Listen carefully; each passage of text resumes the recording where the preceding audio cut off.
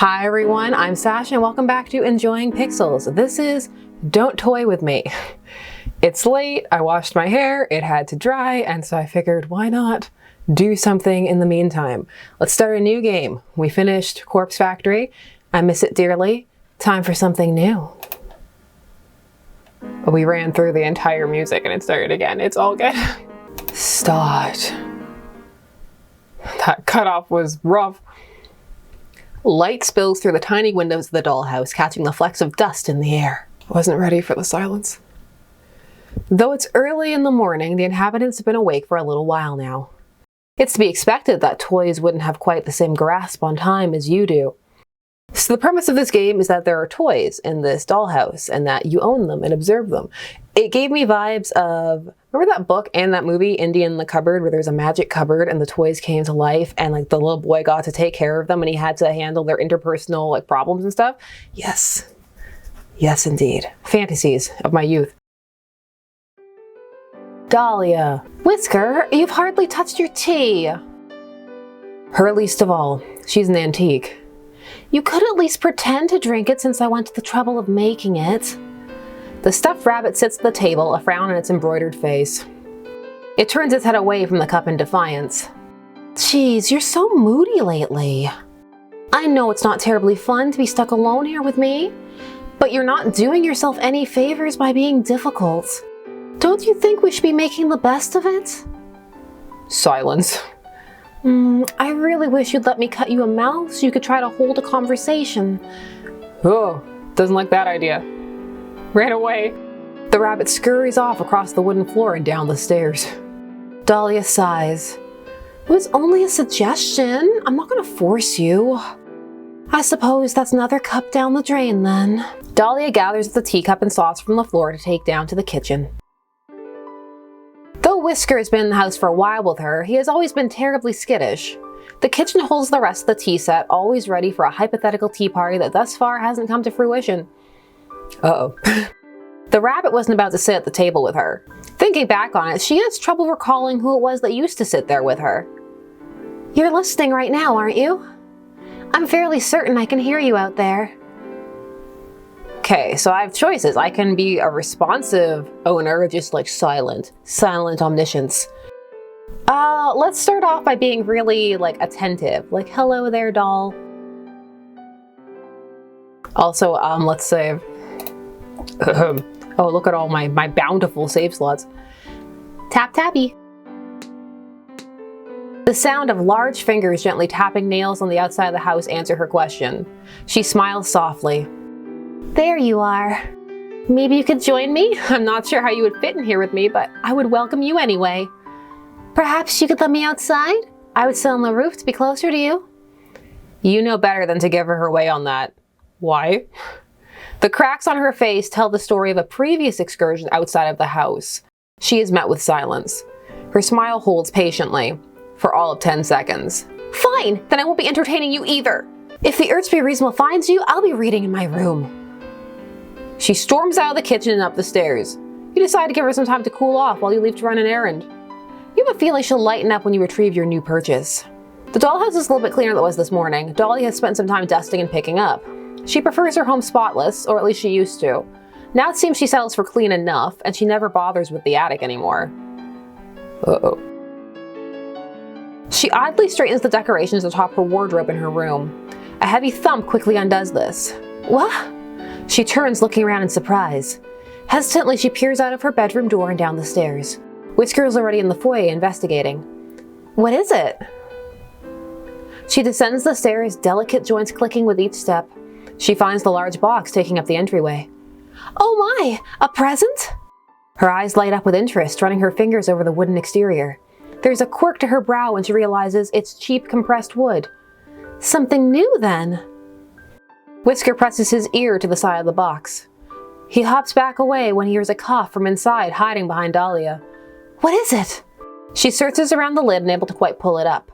She finally finds the hook on the other side and undoes it from the small peg that holds the lid shut. She practically throws the lid open, a bright smile on her face. Oh, Whisker, look! A new friend! Oh. Is he dead? I'm not dead. Oh, good. The clown in the box hangs limply when Dahlia drags him out of the box by his shirt. She's surprised to find that he's mostly fabric with little structures underneath. His sleeves are half empty, tied at the seams with a ruffle. All in all, his head is solid, but his body is plush. Hello, new friend. My name is Dahlia, and this is my friend Whisker. The rabbit's ears lie back. Looking none too friendly, he keeps his distance. I'm sorry for all the excitement. It's just been so long since we've had a new toy. Well, not had. Obviously, we don't have you. What are you, actually? Oh, where on earth are my manners? What do you go by, friend? No, I don't go by friend. And I'm a puppet. My name is Huxley. Huxley, how nice. And a puppet? Why, that does explain it. Oh, let me take you to a chair. I shouldn't be holding you the whole time like a little bear. With Huxley comfortably situated in his chair at the table, Dahlia sits opposite him. She's all smiles, even though the clown looks so sullen. Here, have some tea. Oh, can you hold the cup? Have a silly straw. Thanks. Despite the thanks, the clown doesn't make any move to drink the tea. Are you all right, Huxley? I don't expect you to be quite as excited as me, but you look so upset. I'm not upset, but what's there to be excited for? You've taken me out of a box, and here I am to sit in another box. The only difference is that I'm not the only one in this box. But that makes all the difference, doesn't it? I do enjoy watching Whisker, but he's not one for conversation. And now this won't be such a lonely place. What do you want to do? I'll show you that there's fun to have here. I don't want anything, thanks. Oh. Awkward. Well, surely that isn't true. Everyone wants something. Do you want some quiet? We could lie on the floor and watch the star projector. If that's what you'd like to do. No, we're trying to find something you want to do. Do you want to tell jokes? You are a clown. If you'd like. Did you hear about the clown car that crashed out in the middle of nowhere? There were 30 casualties. I don't think I get that one. I'll try again. What do you get when you boil a clown? A laughing stock. Oh, that's funny. Clown soup? I bet it would have polka dots too. Oh, let me try. A clown named Pagliacci goes to a therapist. Oh, darn it. I messed it up. You're a funny lady, Dahlia. Oh, you smiled. Oh, don't stop just because I pointed it out. I'll start getting the idea you're determined to sulk. Sorry. I just haven't told any jokes in a while. No audience unless I got bought out just for that. So I stopped. What's the point? The point of telling jokes? The point of coming up with jokes if I only get to tell them when someone gives me the time of day. I don't like being a puppet. The only choice I get is not to participate. So I started doing that. Opting out. Oh, so you just don't do anything? Nothing I don't want to do. Which I don't want to do much lately, so yeah, kinda. He looks uncomfortable at the direction of the conversation. It's clear he hasn't had to explain himself at length before, especially when so withdrawn from everything. Dolly, on the other hand, is clearly mulling the idea over in her head. Do you think you'd want to do more if you could get around better on your own? Since then you could go where you like and not have to wait for someone to bring you there. That would make things easier for me. No offense, but I don't think I want you stitching anything onto me, if that's what you're thinking. Huh? Why? Are you just assuming I'd be bad at it? I choose to keep my answers to myself. That wasn't what I was thinking about anyway. Wait here for just a moment. I'll try not to go anywhere. Dahlia leaves the kitchen, hurrying off back to the foyer. She stands near the box Huxley arrived in and looks up, her gaze aimless as though she isn't quite sure of where to look. Hello up there. I imagine you're still watching, yes? Thank you for sending me a new friend. I know I've asked for one a lot, but I'm afraid I need to ask for something else. I'm sorry for asking so soon after receiving this gift, but it isn't for me, so I hope that might make up for it. So, do you think perhaps you could give me something to help Huxley move? Perhaps wheels or a wooden skeleton? Help. I will help. It's my only choice. You suppose there couldn't be any harm in it. If the puppet is really so broken that it can't even keep her company, it doesn't do much good, does it? It will have to be a modification so simple that even the toys can figure it out, though. You have an idea. Surely with only a single item to work with, she'll understand what needs to be done. You place your gift in the box Huxley had arrived in. Dahlia looks on in surprise as she sees a large spring in the box. Oh, yes, this is perfect, thank you so much. She eagerly plucks her prize from the container, needing both hands to carry it. It's as long as her legs at the very least. Seeing as it's a bit unwieldy, perhaps it isn't the best idea to bring it near the tea set. She ends up leaving it behind and fetching Huxley instead. It takes the pair a few minutes to figure out the logistics of the attachment, but in the end it is sewn securely to the opening of Huxley's body. He takes a moment to get used to balancing on the spring. Certainly it's different. I think I'm getting the hang of it though. The stairs will take some practice. That's what the railing is for, at least until you get better at jumping. Perhaps soon you'll be able to leap from the landing to the upper doorway in one go. She laughs at the idea, but he seems to be very seriously considering it. Perhaps so. Everything else is upstairs, right? What about the back room? More stairs, unfortunately. That's the doorway to the attic. Oh, what's up there? More stairs? The ceiling, silly. And some old odds and ends. Some things just don't really have a place in the house. But they still have to go somewhere. Perhaps we could eventually convert it into a bedroom for you. Your cruelty knows no bounds, Lady Dahlia. Making a man able to jump, then putting him in a room with a low ceiling. I didn't mean... I know, I'm only teasing you. For someone who kept wanting me to lighten up, you sure aren't good at recognizing a joke. Oh, don't tease me. But I'm happy to see you're in much better spirits. I am. I've never had something like this. Though, is this really okay? What do you mean? Nothing. I didn't like being a puppet, so I don't know why I should feel odd about becoming something else. Like a jack-in-the-box. I would never. I meant to say, I'm not getting back in that box. Of course not, but you will have to sleep somewhere. And I suppose the box can stay here in the foyer. We could make it into a table or use it as a chest. I just don't want to have to carry it up to the attic. Whatever you want to do with it's not mine. But yeah, I guess this makes me a jack out of the box, which I'd also never do. Dahlia tilts her head in confusion once more. Huxley spares her any explanation of the joke. I'm actually feeling a little fidgety now.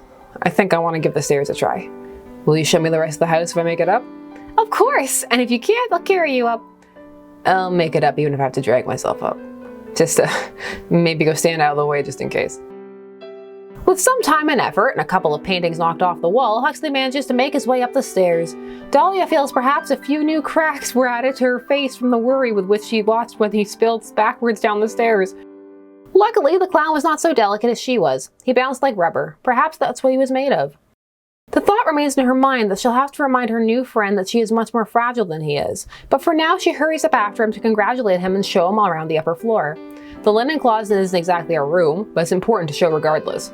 The bathroom is of slightly more importance, of course, though perhaps less important than it would have been in a real house. Huxley notes a lingering smell of paint and powders in the bathroom. It must be where Dahlia... does what? Is blocked by the bottom text. And lastly, Dahlia brings him to her bedroom. I don't think I've ever had anyone in here before, well, aside from Whisker. You don't think so? Where is that little guy anyway? Kind of expect him to join us for the tour. Oh, don't mind him. He's so jumpy these days. I couldn't even tell you why. Perhaps he's less confident without other plush animals around. Did there used to be more? I can't seem to recall. I know I knew a teddy bear once. Perhaps he was a friend of Whisker's. She frowns, brows furrowed in concentration. Huxley watches on with concern. Is remembering things a regular problem for you, Dahlia? In a sense, I suppose it is.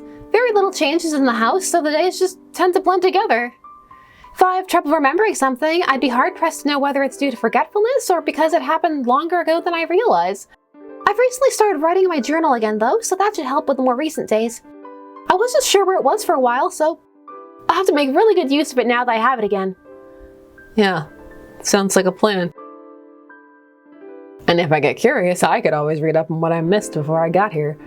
Absolutely not! I keep it locked so you couldn't even if you wanted to. Just another joke, Dahlia. I wouldn't read your diary. You'd better not. Now, what was I going to show you in here? Oh, I wanted to show you here in my wardrobe. I keep my dresses here, but it's full of mini games as well. You can feel free to help yourself to any of them if you find yourself looking for something to play. I have my bookcase in here as well. I have all the classics. Pride and Prejudice, Little Princess, Hans Christian Andersen's Fairy Tales collection. What, the collection, Dahlia? Are you teasing me again? No, they're just very you. Except that one. The complete short stories of Edgar Allan Poe. A little bit of a gothic at heart, are you? I did say I love the classics. What about you, Mr. Know-It-All? You're making yourself sound rather well-read. I've just heard my share of bedtime stories in my day. And the others I've heard a little of in homework form. Ugh. I have to say, it hasn't made me the most bookish kind of guy. Except maybe joke books. Well, in your words, that's very you. There's no shame in it, but I warn you that you will eventually want to do some reading. Beggars can't be choosers for entertainment in this house. Though I'd be happy to read to you. Uh-huh, I can see it now. I'll let you know if I have trouble falling asleep here. Then maybe I could use it. It's refreshing to see Dahlia looking so lively again after so much time spent by herself in the dollhouse. She's had her problems in the past getting along with other toys, but the clown seems to be a good choice. Entertaining as a jester should be, but not so energetic that he would impose upon her lifestyle. She considers herself to be an elegant lady after all, and some wild fool would certainly find themselves met with friction when it came to living with her. Hopefully they continue to get along. In the following days they seem to adjust well enough. They play their games and have their tea together, and even Whisker seems to be more at ease with Huxley there. It's a point of concern in some ways. Hopefully the rabbit doesn't come to be too affectionate with the clown. But for now, it's happy days within the dollhouse. You find yourself watching them regularly. Today, they've been in the attic. Oh, and they're making a Huxley sleeping area. Sorry, the way I have it set up, it's kind of like conflicting with the bottom. I'm sorry you don't have a better place to keep a lot of these things, though I'm happy the bed is finally seeing some use. It's not too bad. The spiders have been keeping me company at night. Spiders? Well, probably just little mites. I have wondered about some of the things you keep up here, though. Don't just change the subject after mentioning spiders. Are there really spiders up here? No, I was only joking, Dahlia. Ah, you'd better be. Horrible creatures. Now, what were you wondering about? Well, I noticed some of these things seem out of place here. The paintings, sure, they make sense for you to have. But there are some old brass knickknacks in here that don't look like any of your other stuff. Like this big brass horse head. It's a knight. But you are right, it doesn't look familiar. There's some old clothing up here. Oh, I really haven't cleaned up here in some time, but I didn't think there was anything but spare decor items. What sort of clothing is it? Well, I found some bow ties, like the formal kind, not like my ribbon. And no offense to our dearest Lady Dahlia, but they wouldn't really suit you. Do they belong to Whisker? No, Whisker really doesn't have many belongings to speak of. Whisker shakes his head to confirm this. He only has his little bed in my room and a few little toys of his own. Though half the time he seems to prefer playing with balled up paper more than the things I make for him. One doll's trash is a rabbit's treasure. I'm almost certain that that's not how the phrase goes. Well, in any case, they seem like men's clothes to me. Though I did see some old hairbrushes and things as well. Not ones that match your sets, though. Do you think some of this was left from whoever lived in the house before you?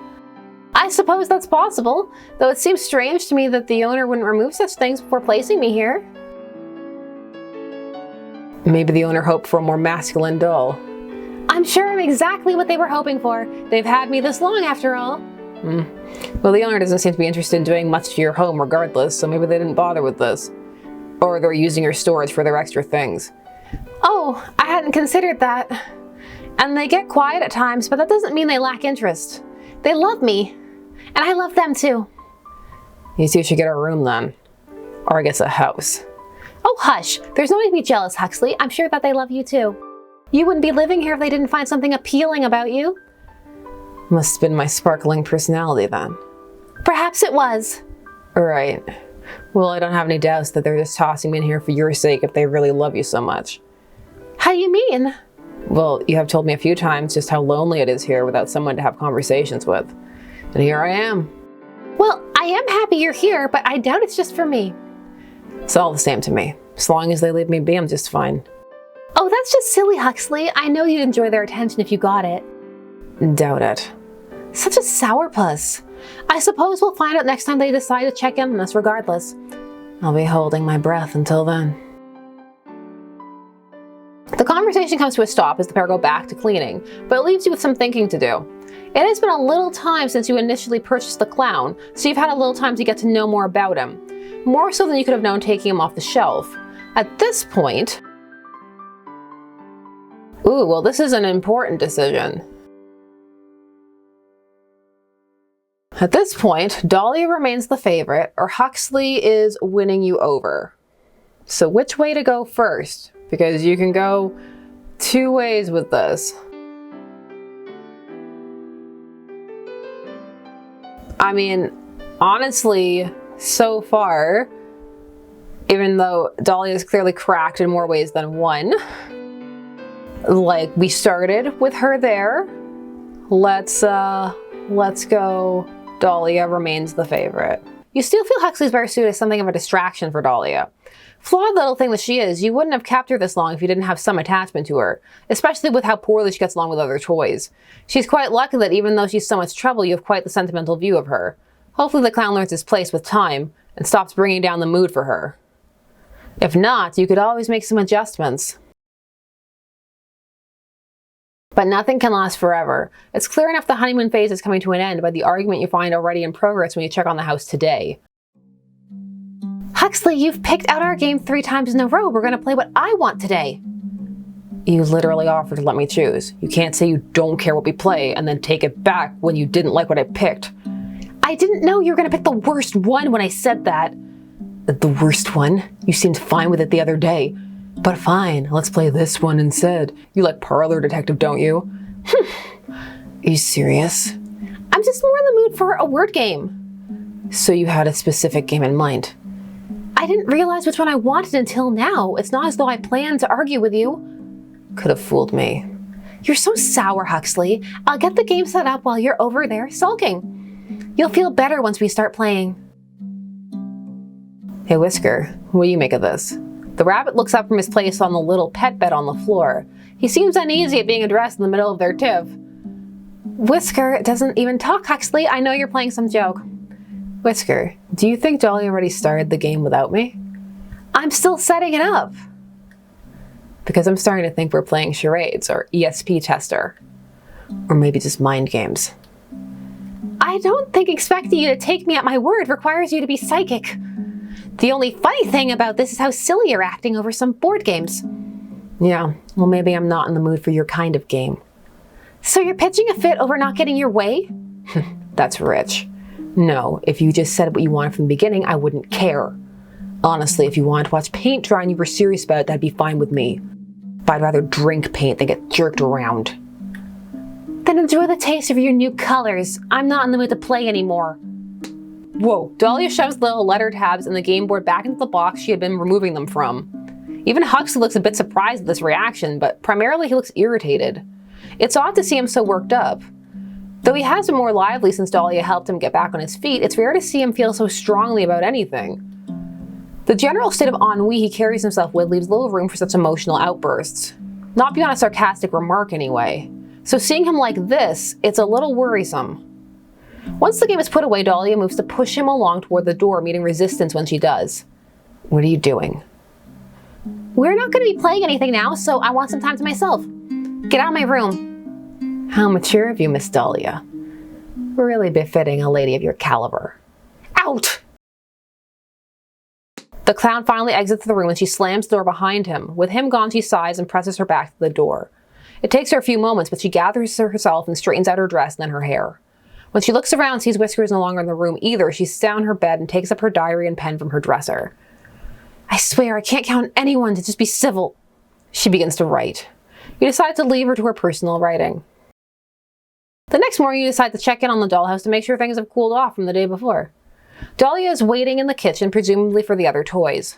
She seems to be lost in thought. The distant look leaves her face when Huxley enters the room. You can tell by his expression he's wary of what she might say to him. Presumably they haven't spoken since their fight. It's probably good that you're here to watch them just in case. Good morning, Dahlia. His tone is flat, cautious perhaps. Good morning, Huxley. Dahlia's greeting is chipper, her tone sing-song as though she doesn't even recall the fight before. The clown is caught off guard for a moment by this but regains his composure. I was just waiting to make breakfast. I assume Whisker won't be joining us, but that's all right. I'll leave out some leftovers for him. What will we be having today? You're leaving it to me to choose. Oh, sorry, I wasn't asking you. She must mean you then. Oh yeah, I like making choices. I like having choices to make. Crepes for days. You reach into the kitchen with them and carefully pinch the little cookbook up in the cupboard. Between the tips of your fingers, I pinch it, I don't pick it, I pinch it. Huxley's eyes look wide, and you can see him tense his jaw as soon as your hand enters the dollhouse. His whole body's wound tight as though in preparation to flee the room. Dolly, on the other hand, smiles as her dark eyes watch you take the book from the room. You grab one of your tools to help with moving the pages, a thin pair of tweezers you usually use for toy repairs. You'd just tear the pages out if you tried to handle them yourself. You carefully select the recipe and then hold the book in the tweezers to keep it open as you return to the room. Huxley is freaking out. Dahlia reaches up to accept the book out of the tool's grip. The puppet shows a sliver of teeth between his lips but doesn't speak. You take your hand back out as soon as the item is passed off. You aren't sure what he's thinking, but you can tell he is very upset by your intrusion upon the toy's space. Oh, it has been a long time since I've made crepes. I have some wonderfully juicy strawberries in the fridge as well. They'll be perfect for this.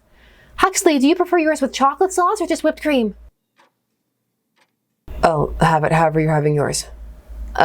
How can you tell when they're here anyway? Huxley's gonna murder me.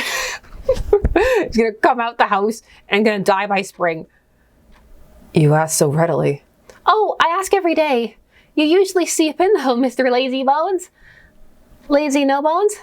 Yeah, well, I was having trouble sleeping, so I'm up early. Oh, let's have some chamomile tea before bed tonight then. I'm sure you'll sleep well then. Yeah. We'll worry about that tonight though. For now I have crepes to make. You're gonna love them, I promise. But since they're rather troublesome to make, I'd like you to help as well. Of course, I can't cook though. I'll be doing all the cooking. I just want you to slice the strawberries for me. And do be careful with the knife. You watch as Dahlia starts to prepare her whipped cream and crepe batter.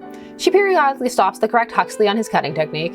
Each time he seems a little more discouraged, but he doesn't remark on it. That's probably for the best. You watch until Dahlia starts putting together the crepes, lovingly rolled into little cone shapes and filled with cream and fruit. At some point, she recuts some of Huxley's strawberry slices into hearts to top them with. Things seem peaceful again, so you leave them to their culinary work.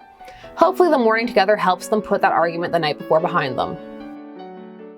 Your hopes that the toys wouldn't need much more supervision to keep getting along turn out to be a little too optimistic. You find yourself regularly checking in on them when you hear arguments breaking out in the dollhouse. Despite Huxley's originally harsh demeanor toward Dahlia when she would snap at him, you find he's becoming more and more upset by these developments. You never really took him for the emotional type. You're not sure what to make of it, but Dahlia is convinced that he has only crocodile tears for her. Even if so, you find yourself worried about the state of the dollhouse that they continue to bicker this way. You only brought Huxley in as a way to keep her entertained and to provide her some company that would actually talk to her, but you're starting to wonder if that was the right decision. The mood in the house has become unhospitable, and you sometimes find yourself considering separating the two by adding an extra wall to divide the dollhouse. But that would hardly be a practical solution. Like every other day, you find yourself checking on the dollhouse when it becomes too quiet. You need to see what the two inside are up to. You see Dahlia is currently having some tea in the kitchen by herself. She seems fairly content, but you did hear another fight earlier. You check the attic for Huxley next, expecting to find him moping by himself after another rough day. But he's not there. What is he doing in there? You watch in silence. Whisker rests on the pet bed in the room, and his head turns to look at the clown as he crosses the room. Huxley brings an arm up to his own face and mimes a shushing noise, a little difficult to do without fingers, but the rabbit seems to understand. He lays his head back down, and Huxley continues across the room. He's gonna read some diary. He lingers at the bookshelf, bending down to examine the spine of each entry there. He checks the board games as well. Not finding what he's looking for, he heads to the dresser next. His eyes wander over the basket of flowers and the clutter of small desk items Dahlia keeps there. A little notepad with a list of chores and repairs to be made sits on top. He leaves through this but drops back in place once he sees how mundane its contents are. His lips tightening in discomfort, he slowly opens the first drawer of the dresser. He shuts it much more quickly than he opened it. At least you can be sure he wasn't looking for the contents of that one. He opens the next one and this time reaches inside. Dahlia's diary. He closes the drawer and leaves the room, heading right back up to the attic with his findings. Whisker gives a worried frown from his position on the pet bed. This is a bad idea. The lock on the diary is a minor obstacle. He simply uses a small knife from the kitchen to cut it as close to where it attaches to the book as possible. It can just be glued back into place. Huxley opens the book and sets it out on one of the dusty boxes so that he can more easily read it and turn the pages. His touch is careful, aware of how suspicious it would be for any of the diary's pages to be ripped. Though he notices right away some of the older ones are missing. You originally had taken those out for Dahlia, but now you're glad you did for an entirely different reason. You never thought about other toys snooping. You didn't? What a short-sighted owner this person is. I would be thinking about that. Dear Diary, I can't seem to find my old journal, so we'll be starting fresh.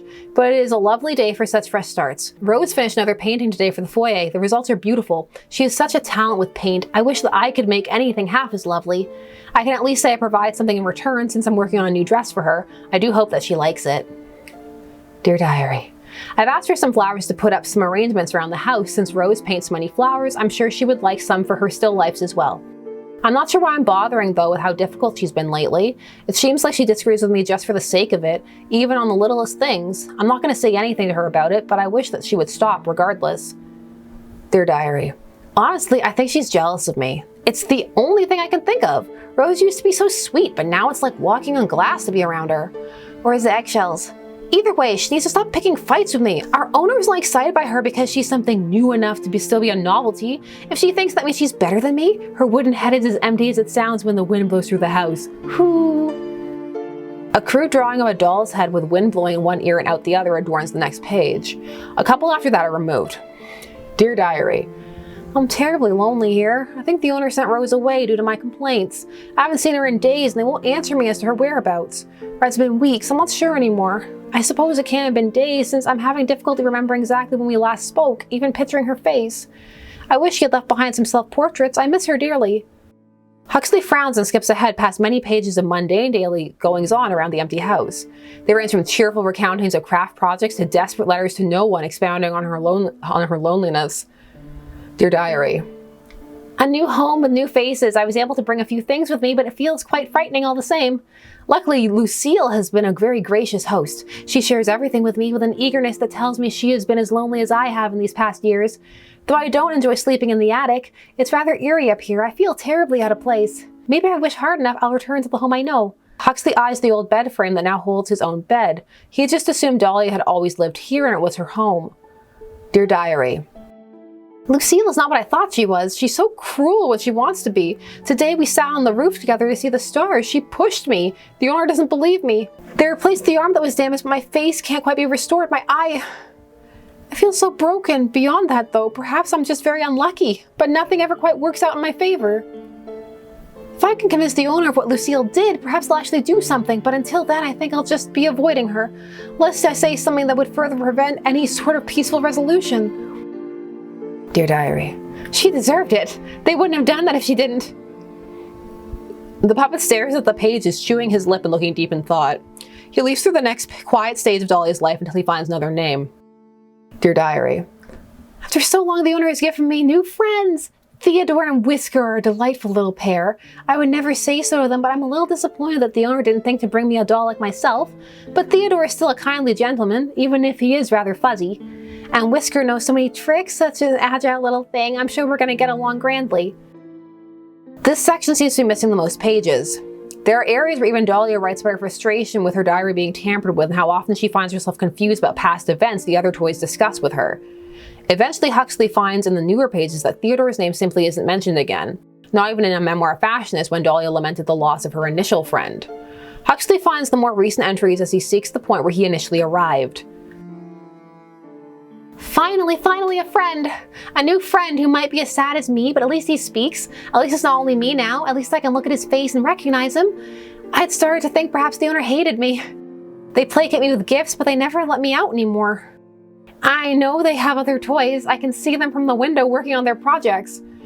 Only just barely. I don't always understand what I'm seeing, but I know that's what they're working with. Unknowable things with knowable faces. If Huxley hadn't arrived, I don't know what I would have done. I was at my wit's end, but finally things are normal again. Huxley is a curious fellow. I rather appreciate the humor he brings to the house, even if I wish Whisker wouldn't look at him quite so interestedly. Whisker ignores me when he can. But I'm happy to share my books and my time with Huxley. I don't know if he understands our situation quite the same way that I do, but he likely already knows that there won't be more toys added to this house after him. Unless one of us were to be replaced, of course, but I won't let that happen. Wouldn't let either of us be replaced, or wouldn't let herself be replaced. The rest of this is just about things we've done together, though she does kind of talk about me like she thinks I'm stupid or something. Huxley frowns and finally closes the diary. This was a waste of time.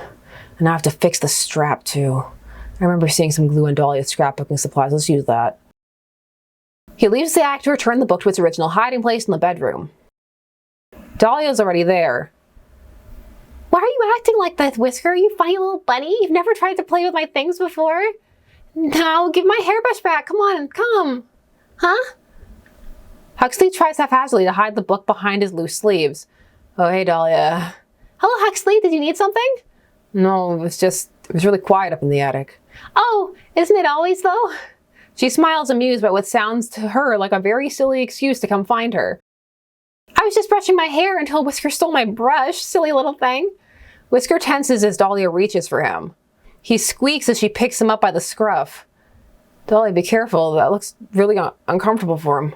Oh, he's just being dramatic. He always is when I pick him up. She tugs on the brush in Whisker's paws. Huxley finally catches on to why the rabbit is acting so strange. He tries to inch closer to the dresser while Dahlia is occupied with Whisker. The book slides right out of his grip and onto the floor when he tries to lean over toward the dresser. Ooh. Dahlia drops Whisker, her eyes trailing right down to where the diary lies on the floor. She looks stunned, but only for a moment. What are you doing? Dahlia, that's my private writing. What's wrong with you? Coming into my room and stealing things, you horrible creature. Had a reason, okay? I'm sorry. I shouldn't have done it. What reason could you possibly have for rifling through my drawers and violating my privacy? I share everything with you, Huxley. I should at least have my own thoughts to myself. I want to know what was going on in your head. You've been getting really mean with me lately. So I thought I'd just see what I was doing wrong, if it was me or you, or if I was doing something that was upsetting you. I should just talk to you about it. You're accusing me of being mean when you've stolen from me? And just how have I mistreated you, Huxley? This is my home and I'm sharing it with you. I make you food and I play games with you. I even fixed you. I wasn't broken, you know. And that's part of it. You do things for me, but then you act like I owe you, like you're counting on me favors you've given me to turn in later. Plus, you get so angry about everything if it doesn't go your way. I don't want to feel like I have to watch every little thing I say or you'll get upset. You have an awful attitude, Huxley. What am I supposed to say? Being upset by your rude behavior isn't unreasonable. Disagreeing with you isn't rude. So is stealing not rude either? I already apologized. And if the things I do for you make you feel so awful, then I don't think I should do anything for you anymore. You ingrate. You're being ridiculous about this. Coming from a clown? Maybe you're right. Maybe you weren't broken before like I thought. Maybe you're just made wrong in the first place. Dahlia cups her hands around her mouth and looks up at the ceiling. You can take your spring back. We don't want it anymore. Dahlia. Get rid of it. Get out of my house. Stop it. Huxley shoves Dahlia backwards, causing her to stumble. She trips over Whisker, who scurries to try to get out of the way. There's a quiet crack when she hits the ground. I didn't mean... You decide you've seen enough of this. Wait! You scoop the clown out of the dollhouse as Dahlia picks herself back up. You can see her limp as she steps forward. Likely some minor leg damage. You'll have to fix that. As for Huxley, clearly giving him equal footing with Dahlia in the home was a mistake. Oh no. You carefully tear out the section of fabric that keeps the spring in place in the puppet's body. Once it's done, you set the metal piece aside. It's what she asked for after all. And in this case, you're inclined to agree with her. You gently place Huxley back into the dollhouse. His breathing is heavy and his body trembles as he lies on the floor unwilling to get back up just yet. He's so sensitive about any sort of contact with you. Pitiful, really. Dahlia brushes off her dress and frowns down at him on the ground. He looks back at her with glossy eyes. Dahlia. Huxley's expression betrays the level of hurt he's feeling. Even beyond the physical change, this is clearly an incredibly deep betrayal in his eyes. What? You got by without it before. But since you think my input doesn't matter anymore, there was no reason to keep using the thing I decided to give you, right? You'll figure something out by yourself. Unless you decide to take back what you said. And plead with me for forgiveness. Huxley's expression darkens and he goes quiet. The silence hangs thickly in the air, stifling the mood in the room. Whisker looks uneasy. Despite the look not being directed at him, he's quick to leave the room. Well? Dahlia, if you really think you're right about this, your face isn't the only thing that's cracked. The doll's eyes widen and she shoots the clown an incredulous, infuriated look. Is that so? I guess I'll be taking the attic back as well. You came with the room anyway, didn't you? You can sleep in that box. How about you give me your bed instead? since you'll have to sleep in mine if you want to keep me out of it. You're so ridiculous. I thought we were friends, but your jealousy clearly is too much for you to overcome. It's such a pity. Why couldn't you just play nicely, Huxley? I was playing nice. That was my mistake. Just watch yourself if you're thinking about getting mean with me, Harlequin. You know, our other friend would be quick to punish you if you raised a hand to me. Huxley's eyes search the room, passing over the ceiling, the windows. He knows you're watching, which he should. You don't want him getting any ideas, considering you already had to confiscate the spring. And just like that, he seems to lose all energy. You're right. It's pointless. So why don't you just go crawl in your box? Huxley says nothing as he leaves the room, having to pull himself along the floor. When he reaches the stairs, Whisker at least helps him along once he's sure Dahlia can't see. Dahlia, on the other hand, is looking pleased with herself despite the edge of sourness still affecting her mood. Honestly, can you believe the nerve of him? I do so much for him and he decides to treat me like this, in my own home. Clearly he forgot whose house this is. I shouldn't have expected much sense from a clown anyway. Thank you for looking out for me. I knew you would. We've been through so much together. I love you, my dear. When you check on Huxley, he really has returned to his box, curled up inside much like when you first put him in the house. You imagine that he'll get over his mood with enough time. Hopefully he comes back out with a new attitude as well. You expected a little better when you chose him, honestly. In any case, you're glad that the little problem has been taken care of. That music cut was abrupt. It wasn't taken care of. Later in the evening, a surprisingly loud sound draws your attention back to the dollhouse. You check the foyer first. The large mirror near the attic door remains intact. Huxley doesn't seem to be in the box anymore. He must have snuck back up to the attic to sleep. He doesn't seem to be present here either. And it appears the picture frame in this room also wasn't the source of the noise, as it's still in one piece. You already saw into the kitchen from the entryway when it was completely dark. So that leaves... You decide to check Dahlia's room. Though it's unlikely, she does have I'm assuming it should be a decorative window. It would be possible to break, as well as various glass knickknacks. It looks like she's awake as well, as you can see a dark shape on her bed. Closer to the bed, you realize there is something lying on the floor. The brass night piece. You're putting off the inevitable. You finally move the curtains on Dahlia's bed to look in on her. Well... You're here already. Kind of expected to see you in the morning. Whoopsie. I guess this is a little awkward for you, isn't it? Look at Dahlia's remains on the bed. One of her glass eyes rests on the comforter. You painstakingly replicate her original one after she was first damaged. Now there isn't even a face to house it. She's only porcelain, but somehow the sight of her head completely disfigured like this still feels horribly cruel. You're probably still looking at her, right? You spoiled her, you know. It's pretty awful of you to put me in this position, but maybe worse for her. I can't imagine someone gets to be in her position without being enabled in some ways. Maybe that's why she couldn't get along with anyone before me. But hey, you have a new favorite, right? Whoa! Even if you hate me, I'm the only one now. Or do you only like pretty little dolls? Oh, I didn't do anything to Whisker. I haven't seen him since I got the chess piece from the attic. Well, you care anyway. If you liked him, you wouldn't have let Dahlia treat him like a pet. Doesn't matter now. I hope he got out. You're probably gonna break me now anyway, right? Barry doesn't have to see that. Or see her. I can break him? Or I can keep him? Honestly, I'm inclined to keep him. He showed a lot of initiative. But I feel like since we were going with the supporting her route, we should break him on this run. And then we can go forward through other runs and not. Multiple endings, baby. Break him. You're sure it's what he wants anyway. You easily take the puppet out of the dollhouse and tear him in half in your hands. His fabric body shreds with minimal effort. What a waste. Dahlia is beyond repair. Huxley was a disaster. The rabbit has completely vanished. You'll have to start over from scratch. You don't even know if you have it in you at this point. Perhaps you'll avoid choosing such big egos in your next project. It only causes trouble when they crave to be in contact knowing you're the only one with any control here. Well, say for instances like tonight. Even humans can't control everything. End 1A. You spoil her. I need to check how many we have. How many are there? All right, so there are 2 stories with 2 endings each. So I assume the other ending is that we keep him. So let's go right from here. Let's keep him. We want you, Huxley. We're into it. Keep him. You gently lift Huxley out of the dollhouse.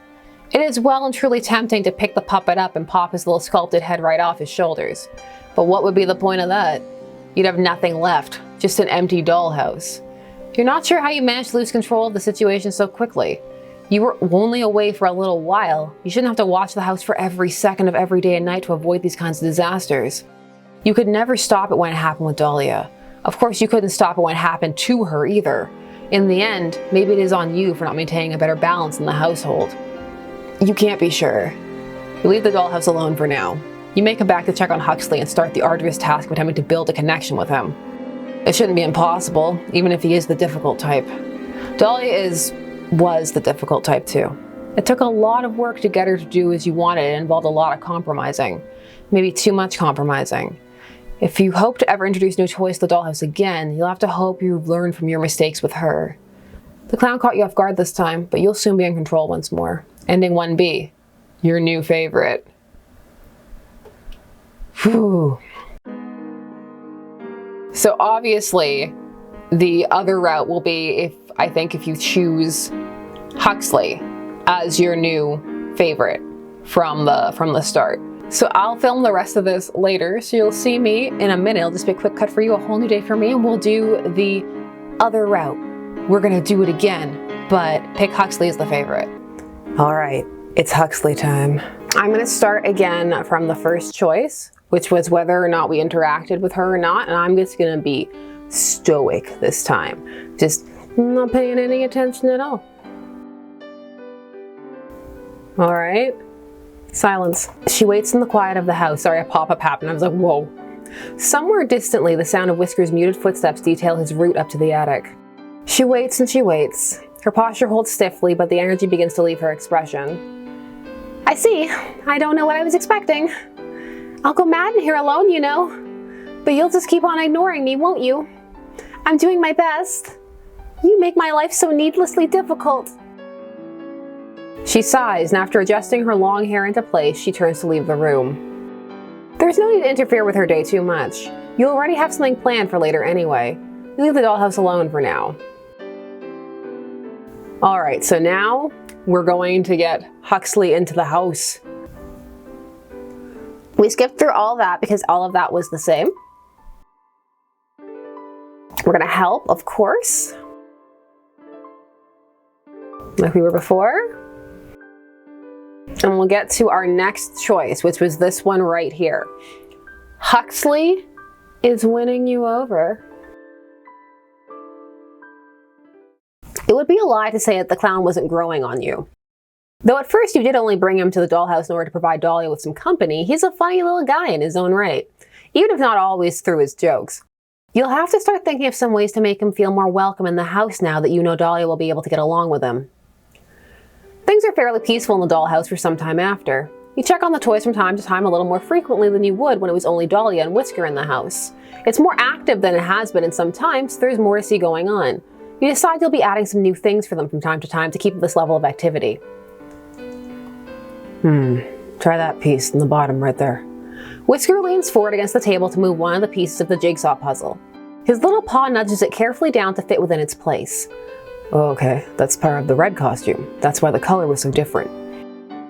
Oh, what are you two up to in here? Hey Dahlia, Whisker was just helping me with this puzzle. We've diverged. It's all different now.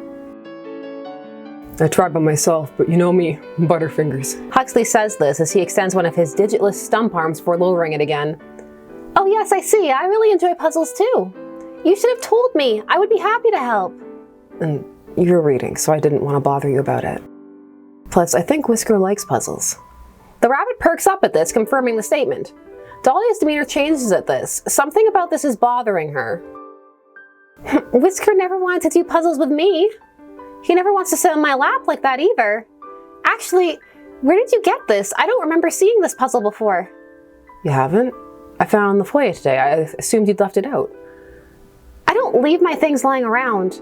It must be new. How odd. The owner always brings new gifts to my attention. I guess it was for me then. I don't think it's much your style anyway. Dahlia moves a little closer to the table to look at the illustration on the puzzle's box. It features a group of circus performers putting on a show in front of a drably dressed audience. Their costumes are bright and colorful against the muted background. That'd be a complicated puzzle. The only full character in the puzzle they've put together so far is the mustachioed clown in the striped tights. Yes, I suppose it would be for you then. Something wrong, Dahlia? You can still put it together with us. Not wrong exactly, but was this the only thing in the foyer? Yeah, I didn't see anything else out of place. Well, you two enjoy your puzzle then. I suppose I have other things to do. What's up with her, Whisker? You think she's mad at me? Ugh, I hate guessing games like this. I guess I'll just ask her about it later. Dahlia makes her way up to the attic and knocks on the ceiling of the house. Are you up there? I know you had to be here earlier. Huh. So I can answer her, or I can just completely ignore her. Let's acknowledge her, and then I'll go back and see if this makes a big difference. But let's acknowledge her up here. I thought so. That was awfully mean of you earlier, you know. Leaving Huxley a gift and nothing for me. Now that you have a new toy, you're just gonna leave me to gather dust? She's being so melodramatic, but you did somewhat expect this from her. She's never taken well to having to share attention. Though you're a little surprised she's already noticed you giving him attention over a single small gift. He didn't even thank you or give you credit for it, so it's not as though he's going to be seeking your attention out because of a puzzle.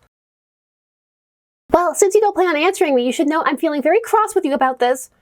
Between leaving me alone in here for so long and then immediately turning your attention to your new friend, I'm feeling very replaced.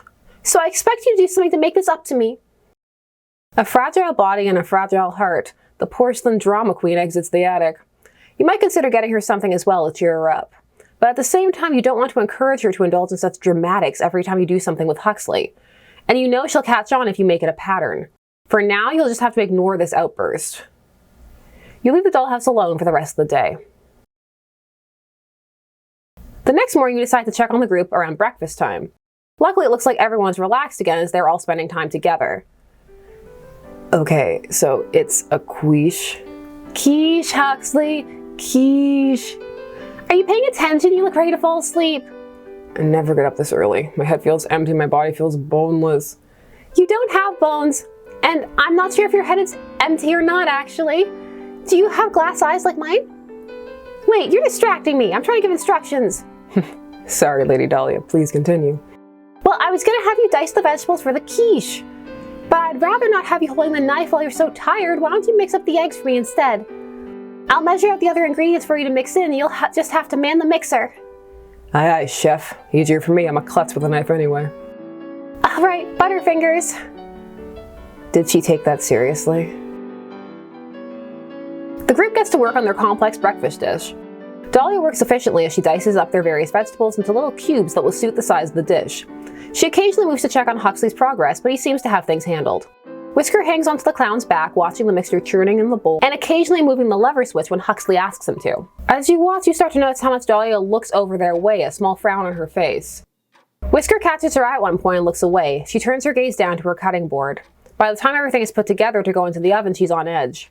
She excuses herself from the kitchen, asking Huxley to set the timer for her on the way out. She heads to the foyer.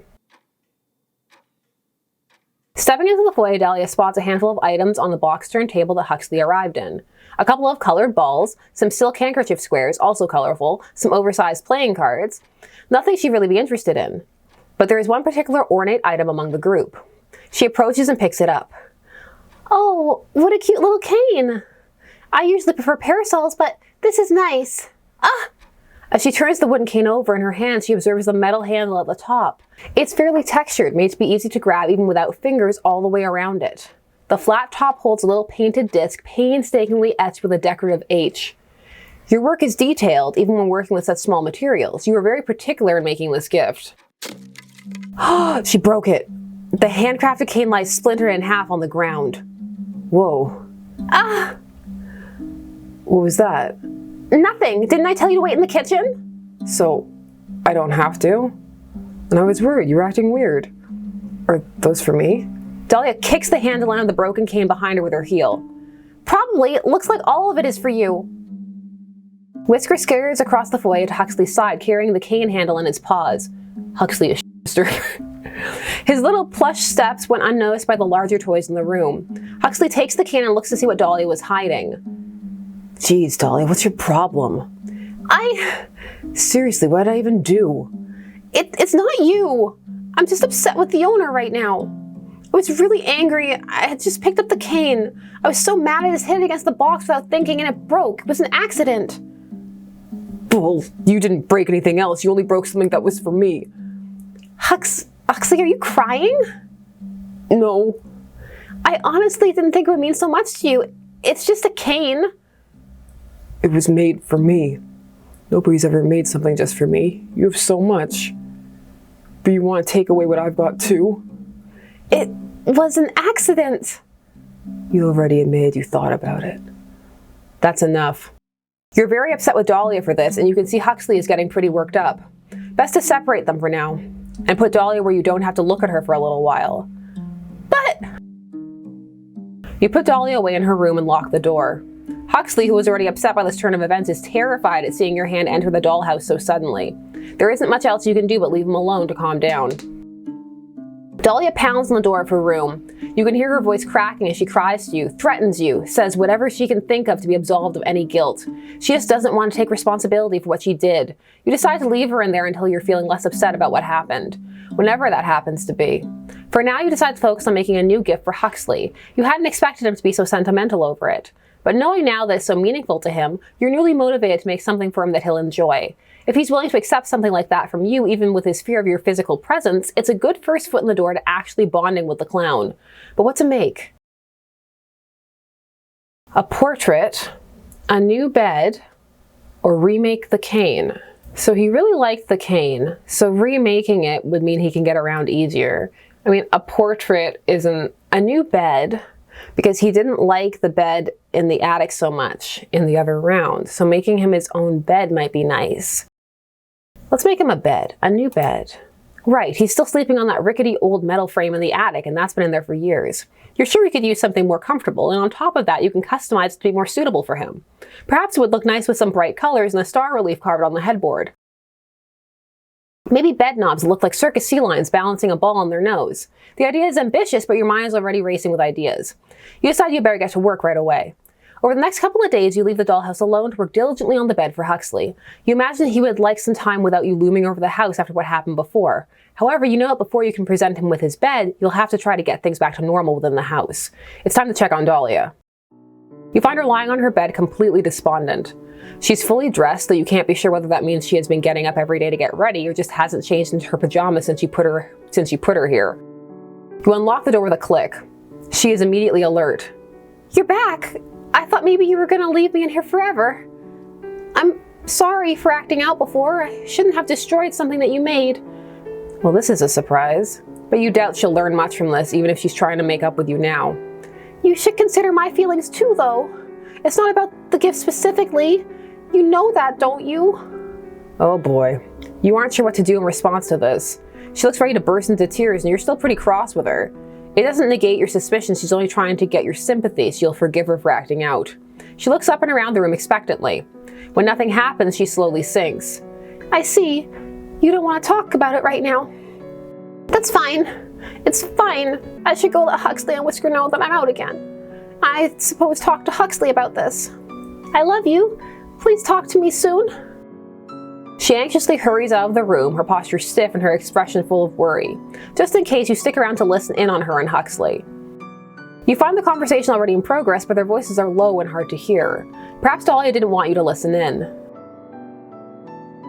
I just worry that that's the direction this is going. I don't remember it clearly, but I do have mentions in my journal. I don't think it's out of the question that replacement is what they have in mind. Well, I don't know them very well, so I couldn't say that, but when I got here, you tried very hard to tell me how much you trusted them on stuff. Plus, don't you think that's kind of an overreaction to a few gifts for me? This house is already full of stuff for you, so it's just common sense that more things would be added for me to balance it out. You just don't get it. My bond with them is special, so I can tell when they're pulling away. Well, so what then? So what? Yeah, I mean, they put me in here for you, didn't they? It's not like you'd be alone even if they did decide to focus their attention on me. That's not the same. Oh. I'm not trying to say I don't like you, Huxley. I like you a lot. You're my friend. But the owner, that's something else different entirely. My friendship with you makes me happy, but you don't give my life purpose. Nobody can do that for you, Dahlia. I know you think you're made just for them, but here's the thing. You have no purpose. Nobody does. Nobody can give you one. That's the awful truth. You have to get by in life by your own will. Or just spin your wheels like I was when I just gave up. It's your choice. There's no pressure to live for someone else, but there's no drive outside of your own wants. And that's difficult, but it is what it is. But that can't possibly be right. And how would you know anyway? You spent your whole life just moping around hating what you are. Just because you lack any purpose doesn't mean I do too. I should have known better than to confide in you. You don't get it because you've never been anyone's favorite. Well, I'm Whisker's favorite. Ugh. For the second time in just a few minutes, Dahlia storms out of the room, though this time it's clear she's angrier than she is upset. But at the very least, Huxley stood his ground this time.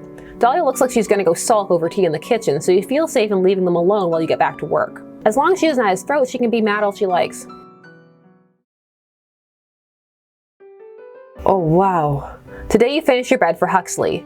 Rather than draw attention to it, you left it in the foyer for him to find. You're excited to see his reaction. Yeah, that's not going to draw any attention. Just big bed in the giant of the foyer. This owner is terrible. This is like how to make your toys kill each other simulator. This is like one of those PSAs, like remember when like the don't do what Johnny did to teach you not to like touch electrical wires and stuff? This is like, don't do what this owner did. He approaches the bed, reaching out to touch the headboard as though to check if it was real. You feel a sense of pride in the little piece of furniture being carved out of real wood. It's not some cheap plastic diorama piece from a craft store. Clearly he notices just how much work is put into it. He sits on the edge of the bed, testing out the springiness of the mattress. It's definitely better than the old one in the attic. It's only your hope that he would feel more at home this way. It's a big piece of furniture that can easily be ignored, and his style is all over it. Like Dahlia's imposing four-poster bed, Huxley's is meant to display he has a very permanent place in the house, and it's all his. You're probably around, right? Right, there you are. Geez, I've just realized I don't really know how to talk to you. Especially since I've been avoiding you. You had to have noticed that. Sorry about that, and thanks for this. I really didn't think you'd care about me at all. Since it'd be pretty easy for you to just think of me as some object for your entertainment. But you surprised me. Also, I'm not lugging this thing up the stairs by myself. You'll have to move it. Dahlia steps down the stairs, frowning as she looks at the conspicuous bed in the foyer. Huxley's initial joviality clears right up at seeing how she's looking at it. Oh, what is this? It's taking up the whole doorway. Huxley gets back up off the bed where he was sitting. I don't think it's going to stay here. It's probably for the attic. Right, the attic. I suppose we'll just dismantle the old one to make room for the new one. Huxley doesn't respond to that. He likely knows it holds a secondary meaning in her eyes. I suppose I'll have to do it myself, since you can't really help with that. You're just trying to get a rise out of me now. How so? It's the truth. Unless you think everything I do should be about you too. I am the only one who hasn't been acting that way over you after all, so I would understand your confusion. Why are you so jealous of me? Jealous? There's nothing to be jealous of. The owner is only giving you attention because you're a novelty. You're new, and they'll get bored of you. Shut up. And even if they do whatever. Whisker's my friend. I thought you were too, but whatever. One is playing for me. At least he cares about me. You never care about anyone but yourself. Whisker quietly enters the room, having heard the commotion and his name being used. He looks especially worried. That's not true. I care about the owner, or else this wouldn't even matter to me, because they care about me too. Oh yeah? Then what happened to what you said before about their silence being fine with you? They can ignore you all they want, so long as they aren't giving attention to anyone else? You're not sure at all about whether they care about you. That's... You're worried you're just a toy to them, because you put all your worth into getting their approval. You make yourself miserable, Dahlia. So stop coming up with ways to blame me for that. Neither of us control what they do. Neither of us can know for sure how they feel. Neither of us can guarantee we're more than just possessions for them. So it's pointless. If you don't want to be my friend, just leave me alone. You sit in silence for a moment. Is that really how he feels about you? Even after you went out of your way to make him feel welcome? He's right about Dahlia's insecurity, but maybe he's the same. Maybe he just can't trust you. You don't like it, but it's hard to completely disregard his point of view. You aren't in the same position at all, and he knows it. Surely he realizes how long you've dealt with Dahlia and her dramatics, though. If you threw out toys every time they were difficult with you, you would never have any. Dahlia returns from the kitchen. Huxley? What? We want Dahlia. You really don't understand a thing. You ruined everything, don't you get it? Dahlia? Dahlia holds a kitchen knife in her hand. I was wrong, I can admit that. Wanting friends was wrong. It should have been just us. Even Whisker doesn't need to be here. Whisker is quick to flee. Whisker knows what's up. He bumps into the box, knocking the lid open. He uses it for cover. You're acting nuts. If you want the bed so bad, just take it. I just won't have anything. It's better than whatever this is. I don't want the stupid bed. I just want things to be like they were. Dahlia, please, you're scaring me. You begin to reach in for Dahlia, but she lunges before you can come even close. You're doing it on purpose! Going on and on about how much this didn't matter to you, but how you weren't even trying. It just comes so easy to you, doesn't it? Well, I worry and try and actually care about what happens. You just mope until everything gets handed to you. Not. Please, I'll just go. I'll ask them to take me out of here. That's not good enough. I need to know that you won't come back. Dahlia. Oh, she stabbed him again and again and again, 28 times. Oh no. With the knife swinging, there isn't much you can do but wait. He stopped moving early into the attack. She even tore out his spring and tossed it across the room, not that he had been able to use it to get away. He's barely recognizable as the puppet you chose by the time she stands up over him. His rubber head was split right up the middle and now lay splayed on the ground like open butterfly wings. It's like each half of his face is a mask, each displaying a different emotion held in his final moments. His lining is shredded, his stuffing tossed every which way. He's beyond salvaging. Whisker, you weren't always so bad, so I'm sorry about this. You step away from the dollhouse. How did things go so wrong so quickly? You need to find something to put Dahlia in. You can't leave her in there, but you don't want to pick her up while she's acting like this. The knife is the size of an X-Acto blade to you, but you don't doubt she would stick it right through your hand if you gave her the chance. Assuming she didn't go for a vein instead. You find a jar, that should be about the right size, and grab a large paintbrush to shove her into it. And return to the dollhouse. You're met with a burning smell and the sight of smoke exiting the windows. You find Dahlia sitting in the attic, and the brief time you were away, she set the room ablaze. You can smell some sort of accelerant. It makes you wonder if she put some thought into this before about what she would do. It occurs to you to attempt to scoop her into the jar, but fire is already creeping up the sides of her dress, of her hair.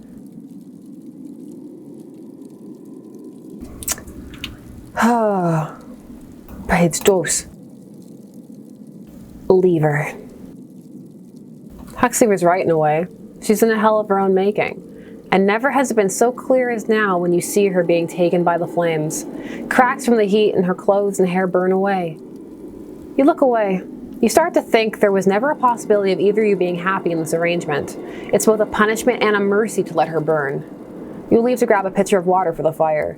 To scale, it's small and fairly contained. The only damage is to the dollhouse. Still, you move your paint thinners and repair supplies off of your table and spritz down the surface with water to catch any stray embers. And you wait. You don't put out the fire until you're sure she's been reduced to nothing more than porcelain debris. You take some responsibility for the situation. After all, it was your dollhouse. You weren't in charge of it. But things were clearly beyond any redemption. You're not sure when you'll be up to it, but you'll just have to start over fresh. A new home, maybe new toys. And you'll be sure your control is known to be undefiable so that this never happens again. Ending 2B, the doll maker, the monster maker. All right. Let's play with a couple more options this time. So let's go back here and let's ignore her. No attention for you. Ugh, I know you're there. Quit ignoring me. You're doing this on purpose. You're just trying to upset me. Okay, she's being so melodramatic. Then we'll skip. Now we get to decide what we make him again. This time, let's remake the cane. Right, the cane really meant a lot to him. You originally thought of it as a convenience item to help him reach things around the house that were difficult for him without hands. But you wanted it to be personal for him as well, hence the elaborate customization. While not the most beautiful miniature you ever crafted for the house, as a first for him, it still holds some meaning. You decide to clear the remains of the old one once everyone is asleep. Then you'll make it anew. Over the next couple of days, you leave the dollhouse and work diligently on the cane for Huxley. All right.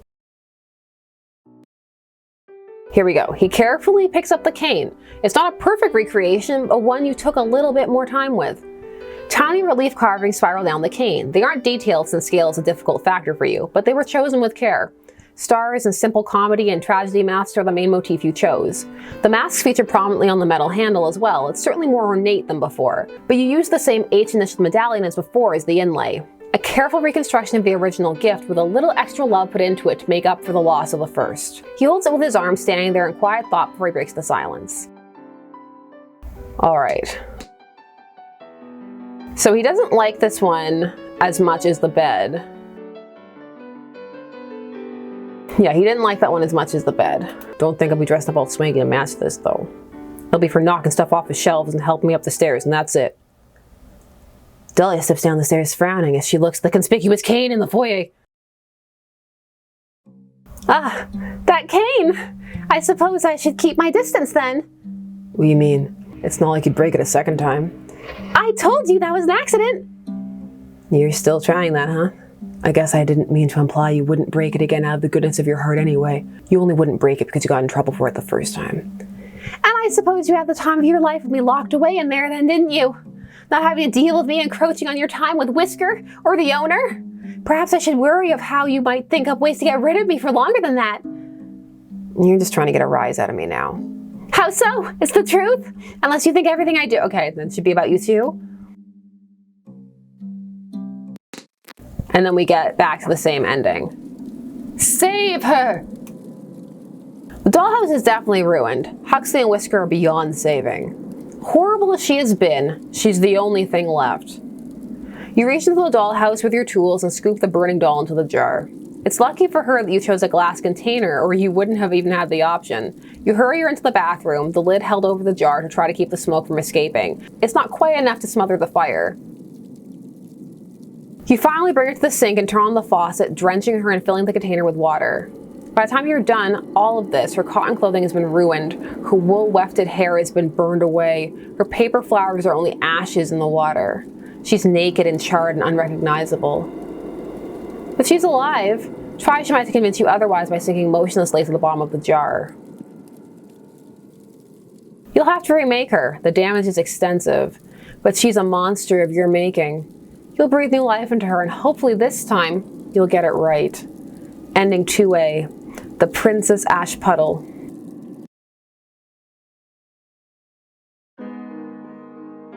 So I think the only dialogue we have not seen would be making a portrait for Huxley, and then if we picked eggs for the one breakfast. Of course, a painting of Huxley to put on the wall in the dollhouse. Yeah. A portrait of a sad clown is already a classic piece of decor, so it wouldn't look particularly out of place. But more importantly, it should make Huxley really feel at home by showing him he's a part of the household now, with a painting of himself. It's something special and unmistakably his. You get to work right away. You make a painting.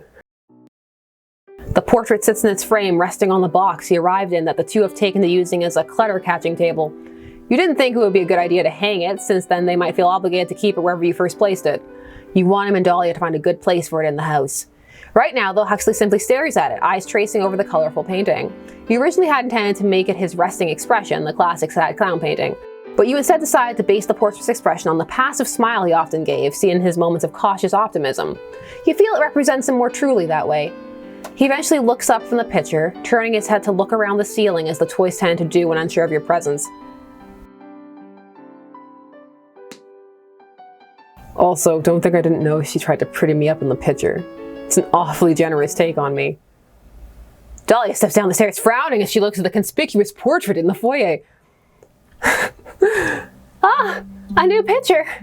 There isn't quite room for it down here, though. I suppose if we aren't to keep it in the attic, we'll have to take down one of my pictures. Now why not huck it in the attic, since you don't want to see it anyway? Huxley plays right along with Dahlia's comment rather than trying to placate her. You worry about how it will go over. I don't dislike it, but do you expect to be excited about it? Though I suppose you're quite pleased with it yourself. This is my house, and even I don't have a portrait in it.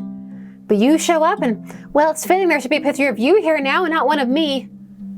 Maybe the owner will give me a miniature violin to play for you next. Oh, so you suddenly understand my feelings? Or perhaps you've already made up your mind about how I should feel and you're just directing me. You're just trying to get a rise out of me now. Okay, so then we go back to the doom. No, leave her. This is a burn. Okay. So we've seen pretty much everything. There might be a few more variations, but we've gotten all the endings. It's a bit tragic. It would be nice, obviously, if there could be a world where the dolls could just get along together, but that'd be a very different game. That'd just be Toy Story Simulator or Indian in the Cupboard Simulator. So for what this was, it was an interesting interplay of how things went. It would be nice if there had been an option, maybe a third set of endings, where you could end up with the toy that you wanted as your favorite, like an extra dark owner ending, because there were lots of questions about what the owner was trying to get out of that were kind of left open to interpretation. So I want to hear from you. What did you think? Which was your favorite ending? Or which did you feel was the most appropriate for what was going on? And who was your favorite toy? Let me know down below, and thanks so much for hanging out with me here on Enjoying Pixels, and I'll see you again soon. Bye-bye. 28 stab wounds.